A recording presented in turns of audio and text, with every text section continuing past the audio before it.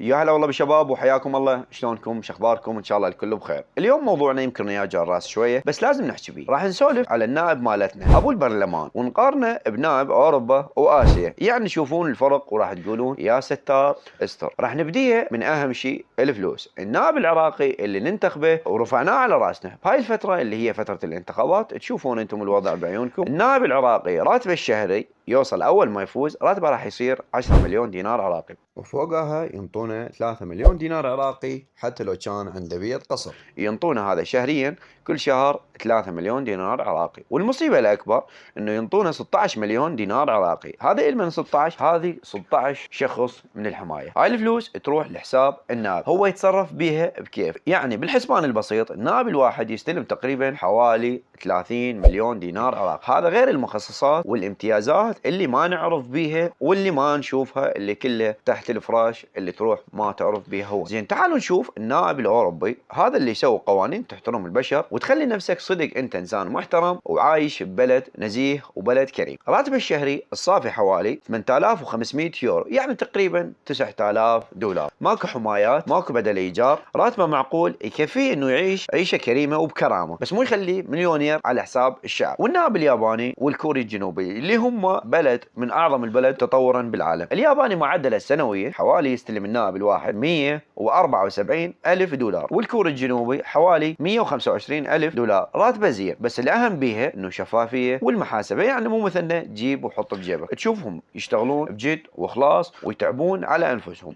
وإذا تجي للجانب الأهم اللي هو السلوك والتعامل، النائب العراقي للأسف هواي منهم يشوفون أنفسهم فوق القانون، شجار بالبرلمان، غيابات بالجملة، ماكو اهتمام بقضايا الناس. تحس المنصب بالنسبة له هو غنيمة، مو مسؤول يجي من الانتخابات يبوس بالايدين ويحلف، ومن ينجح ما يعرفك ويقول لك اصلا انا وين شايف. للاسف واحنا جاي نشوف هواي من الشباب والناس الكبيره بالعمر جاي تهوس وتعلق صور وتنشر على شخص انه متاكدين من عنده لا يفوز راح يطقهم بعرض الحائط. اما النائب الاوروبي والاسيوي تشوفه يمشي بالشارع عادي، يركب بابسط وسائل النقل، يتفاعل مع الناس ويسمع مشاكلهم ويحسسونك انه منهم، ويحترمون المنصب لانهم يعرفون هو امانه، مو فرصه للثراء وللفحشاء والتكبر. هواي شفنا اشياء صارت عندنا بالعراق انه بس ما انه يصير نائب راح تشوفه يختلف جذريا باسلوبه بكلامه بتعامله. للاسف هذا الواقع بسببنا طبعا جاي يوصلونه. واذا تجي للامانه والعمل وبجد وخلاص، هنا فرق بنسمه للقاع بالعراق. الفساد صار جزء من النظام للاسف. النائب اللي عنده ملفات فساد يقول له احكي ينهدم النظام، يعني الفساد واصل للركب. والمحاسبه بس على الصغار والمواطن العادي اذا اوقع بيها يروح. حماياتهم وهميه، حجر بالمال العام، قوانين مهمه تتعطل بسبب مصالح شخصيه وحزبيه. المنصب يشوفونه كرسي يجيب فلوس ونفوذ وبس، ما يشوفه مكان انه يخدم بيه الناس، يخدم بيه بلده، يحسن من العيشه اللي جاي يعيشها العراق. للاسف باوروبا صحيح صارت فضايح مثل قطر غيث. شنو صار؟ صارت هذه المشكله او صار هذا الفساد، بدات تصير عندهم باوروبا تحقيقات واعتقالات ومحاسبه، يعني ماكو احد فوق القانون. باسيا واليابان مثلا تصير عندهم فضائح ماليه، اغلب الوزراء تشوفهم مباشره يقدمون استقاله وتصير بهم تحقيقات وتشوفهم يتحاسبون، والمحاسبه موجوده حتى لو فساد قليل. للاسف احنا الفساد واصل عندنا للركبه وما حد يحاكيهم ولا واحد يتعرض لهم. اما النائب الاوروبي والاسيوي شوف المنصب خدمه عامه للشعب، يشتغلوا بجد على القوانين، يمثلون ناخبينهم ويحاولون يحسنون حياتهم للاحسن، يحترمون الوقت ويحترمون الموارد ويحترمون الشعب. اما اذا تجي للنائب العراقي او ويلي يابا، تلقاهم كلهم انفعل هذني، لا يحترم الوقت، لا يحترم الشعب، لا يحترم اللي ينتخبه اصلا. يعني للاسف ما اعرف شنو المشكله وين. فيا حبايب قلبي هذا الكلام مو ياس، هذا كلام واقعي، لازم نعرف الفرق ولازم نطالب بحقوقنا. النائب مو سيد علينا، هو خادم انه وللشعب. لازم نختار اللي يخاف الله ويحب بلده، مو اللي يشوف المنصب كيك يقسم هو يا ربعه وخلاص انه ينساك انت. العراق يستاهل يعيش احسن من هيك، يستاهل نواب يمثلون طموحاته مو يشتغلون لجيوبهم. فكروا زين قبل لا تنتخبون، لان صوتكم هو مستقبل العراق. واثناء ما اسوي بهذا الفيديو يا شباب اللي جاي احكي فيه، يعني بديت اجمع معلومات او كذا، هاي المعلومات البسيطه اللي ذكرناها.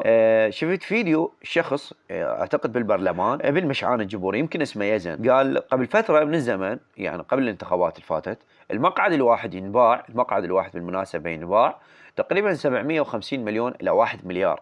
حاليا وبهاي الانتخابات المقعد الواحد ينباع ب5 مليار. اكو حزب كلكم تعرفونه، ما اريد اذكره خاف اتعرض للمسائل القانونيه، مشتري العام، يعني الانتخابات اللي فاتت العفو، مشتري تقريبا 15 مقعد. 15 مقعد على 5 مليار، احسب الكم الهائل وانت نشوف. ولهنا وصلنا لنهاية الفيديو. لا تنسون تسوون لايك للفيديو وتشتركون بالقناة وشاركون هذا الفيديو حتى يوصل أصواتنا للكل، ونشوفكم بخير، وانتخب اللي تشوفه عنده صدق وأمانة. في أمان الله.